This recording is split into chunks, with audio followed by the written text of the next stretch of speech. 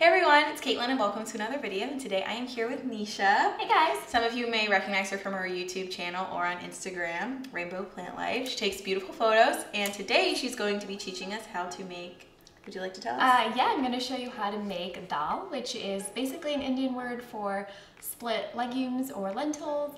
You've probably had it or at least have heard about it. And you can make it a dozen different ways. Today I'm going to show you how I like to make it using my Instant Pot. The full recipe, as always, will be linked below if you guys want to check it out, as well as all of your other social channels, which they should already want to check out. By the end of the recipe, you're definitely going to want to check out. Generally with Indian food, it's always very flavorful and delicious, which is part of the reasons why I love it so much. Correct me if I'm wrong, but there are different ways that you treat the spice depending on like what flavors you want to come out. So sometimes you dry toast it, or sometimes you fry it, or sometimes you... Yeah, so you can dry toast spices for sure.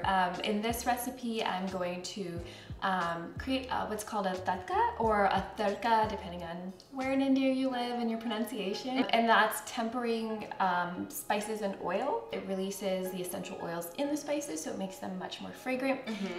You can do that at the beginning of the recipe, or what I'm going to do in this recipe is I'm going to fry the spices separately, like in a skillet, and then at the end I'll pour it over the dal, so you finish it with that, and then every bite has that like really nice spiced oil flavor. Interesting. For most Indian dishes, I always start with some aromatics. I like to use onions, garlic, ginger, and green chilies as the base. I actually have a question about chilies. So what type of chilies are the green chilies that are supposed to be in Indian food? Because I remember in college, I was never sure and I'd always just get jalapenos, and I know it's not the same. Yeah, it's not the same. So I'm using serrano chilies, serrano peppers. Those are smaller than jalapenos and spicier. Okay. So if you are sensitive to spicy food, if you don't like spicy food, if you can't tolerate it, you can use like half of one, you can use like a quarter of one, or you can like remove the seeds and the membranes because that's where the heat is concentrated. It's fine if you use a jalapeno pepper, like it's not like terrible or anything, but traditionally like that's what my mom used growing up, and so that's what I use. Well, you grew up in California. Yes. Did your parents grow up in the United States as well? Or? No, they grew up in Mumbai in India. Then they moved here when they got married. And then my family settled in California. And growing up, we would eat Indian food 6 days a week. And one day a week, we got to eat like pizza or whatever. Oh, really? And we ate dal almost every single night, which is what I'm making today. So it's definitely something from my childhood. I can't say that I loved it growing up because I ate it every day.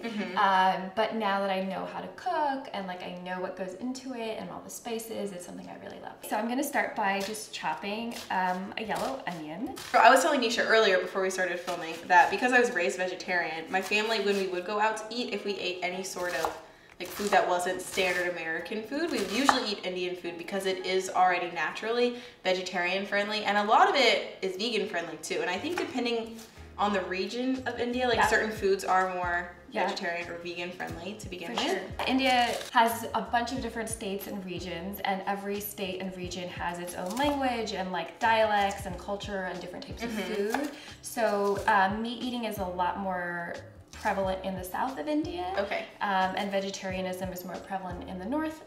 These are kind of generalizations. Northern Indian food from like the Punjab region generally has a lot of cream in it, or like kind of on the heavier side. The state that my family is originally from, Gujarat, it tends to be the most vegan friendly. Interesting. So most of the food I ate growing up that my mom would make was either vegan or like vegan friendly, because like we'd add yogurt at the end. But for the most part, if you go to an Indian restaurant, you can always find something. When you go, like for instance, to a Chinese restaurant in America, like half of the food they don't even serve in China. And it's like a mix of a bunch of different things, so I wasn't sure if it was similar with Indian food or not. A little bit. The most popular Indian recipe or dish in the like the West is not really a traditional Indian dish, like chicken tikka masala. Oh yeah, that's what everyone. It's kind of like a British invention. Like, they basically took like the Indian masala sauce that they liked and like added cream and like kind of ketchup or something. I don't know, something weird. But so that's not something that you would really eat in India. Okay. Chana masala is my favorite dish. Oh, okay. I have a recipe on my YouTube channel if anyone's interested. I'll have to check it out. And then Yeah, I think the key to like good Indian food is like being really generous with spices and using both a combination of whole and ground spices. Curry powder is fine, but it's not gonna get you like the intensity and depth of flavor that you would get from all the other spices. And curry's a blend of spices anyways, yes. and depending what you get from the grocery store, it's all gonna taste a little different too. It's not gonna have that same complexity. Definitely. So I'm going to now grate some ginger, and I usually use a microplane to grate the ginger. You could also chop it, but it's hard to get really fine pieces of ginger, so that's why I use this. Do you make dal ever, or? I actually don't think I've ever made it. Oh, cool. Well, that's exciting. Yeah, I've had it, definitely had it out at restaurants, but yeah, I've never made it myself. Now I'm going to have to start because I do like Indian food, but I think sometimes like when you're first starting to cook, it can seem overwhelming. For sure. Because I loved it so much, and in college when I wanted to start to cook for myself, I would look for recipes online and like, I don't have any of these spices. Right. But I think once you have them in your pantry and you learn how to use them, then it's really easy to, you just have to build up your spice pantry a little when you're first starting out. And I'll show you my little Indian spice kit. Ooh. So it's like this little metal tin, and you can find this in like most Indian households in the kitchen if someone cooks at home. So pretty. And this is just like a really convenient, like cute little way to have your spices. I have way more spices than this in my kitchen, but these are kind of like a lot of the main ones that I use in Indian cooking. And the reason it's super convenient is because like if you're frying spices in oil, the spices can burn really quickly, so you only want them to be frying for a short period of time. So it's just convenient to have everything already out in a tin, and you can just like use the same spoon, and everything is super easy and convenient. All right, so I've prepped all my ingredients, and I'm just gonna quickly walk you through the basic steps that you would use to make this dal. So first of all, I'm cooking it in my Instant Pot, as you mentioned to begin with. And if you are interested in more Instant Pot recipes, I'll get it. 1 minute. I have a cookbook coming out in very soon, June 11th. It's called the Vegan Instant Pot Cookbook, and it has 91 vegan Instant Pot recipes. So if you are interested in that, you can find it on my page, or probably find it, Caitlin might. Yeah, I'll have it linked below. Wow, the photos are beautiful. Thank you. And so are there some more Indian recipes in here? It's like a mix. Yeah, it's definitely not an Indian cookbook, but there's probably like 5 or 6 Indian recipes in there. That's cool. There's a lot of recipes inspired by like my travels abroad, a lot of like comfort food, but a little bit healthier.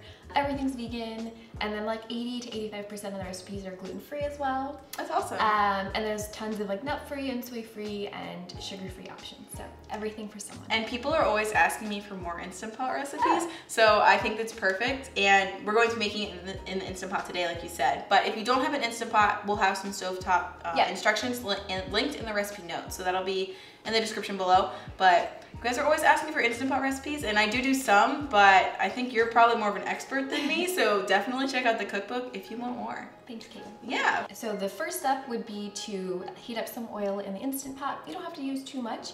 And once it's hot, we're gonna add the aromatics, first the onions, then the garlic, green chili, and ginger.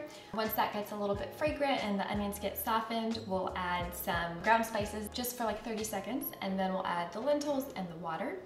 So right now I have some lentils here soaking. These are pigeon peas. They're traditionally called tur dal, but you can use really a variety of different lentils. You don't have to use these. You could use red lentils, you could use yellow split lentils, you could use yellow or green split peas. The lentils kind of disintegrate and get soft and mushy, so it's not like you're having a lentil salad here in the US, like where you want distinct grains. Like you want it to all turn mushy, and like brown and green lentils are gonna stay firmer, so they're not gonna turn creamy. And and they take a lot longer to cook too. So if you cooked red lentils in your Instant Pot, for instance, like it would take 1 or 2 minutes and they would already turn to mush, whereas like green and brown lentils will take like 10 minutes and they still won't turn to mush. So you're looking for the mush, even though mush doesn't sound good. That's what you're looking for. It tastes good. I personally like it. In India, it's common to have different lentils depending on the different region. And for consistency wise, I prefer my dal to be really creamy, like kind of like a curry, because it just feels comforting. But some regions in India will have it thinner, like a soup. So once we add all the lentils in the water, you just turn on the Instant Pot and you pressure cook it.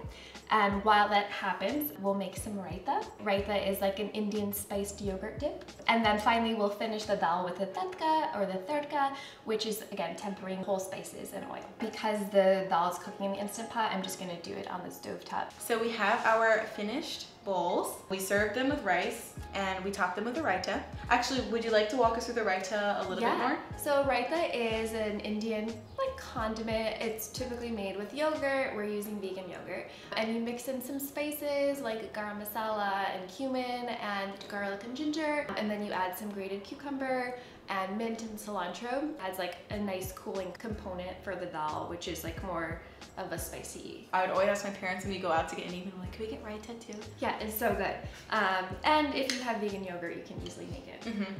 It's one of the good things about being vegan in today's like modern society. Yeah, you can pretty much make anything. Yeah, I feel like even a lot of like classic Indian recipes that use like cream or yogurt or stuff, you can easily substitute. I usually use coconut milk, or like sometimes I'll do cashew cream. So there's a whole host of ways. Very good. Well, this smells amazing, so I'm going to go ahead and try it. Do I need to get a little bit of everything? A little bit of everything, sure. A little bit of everything. Ooh. I don't think it's too spicy. I like spice. Good.